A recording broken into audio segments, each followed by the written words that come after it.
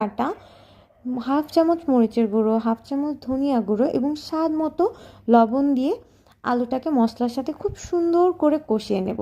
বেশ খুব সুন্দর একটা রং আসবে। এরপরে আমাদের শো স্টপার অর্থাৎ আমাদের মেইন ইনগ্রেডিয়েন্ট অ্যাড করতে হবে, সেটা হচ্ছে কাজু এবং পোস্ত বাটা। আমরা এটা ব্লেন্ডারে বেটে নিয়েছি, আপনারা চাইলে পাটায় বেটে নিতে পারেন। এরপর খুব সুন্দর করে আমরা বাটি ধোয়া জল দিয়ে দিব, কারণ অবশ্যই এটা ছাড়া বাঙালি রান্না চলে না। কিন্তু খেয়াল রাখতে হবে আলুগুলো যেন নিচে ধরে না যায়। এরপর আমি এখানে সামান্য কুসুম গরম পানি ব্যবহার করছি। অবশ্যই আলুটা আগে থেকে সেদ্ধ করা, সুতরাং অনেক বেশি পানির প্রয়োজন হবে না। এরপর একটু বলক চলে আসলে আমরা কাঁচা লঙ্কা দিয়ে দিব, ঝালটা আপনাদের পরিমাণ মতো দিবেন। এরপর আমরা গরম মশলা দিয়ে দিচ্ছি। এখানে আলুর ঝোলটা আরও একটু কমে এসছে।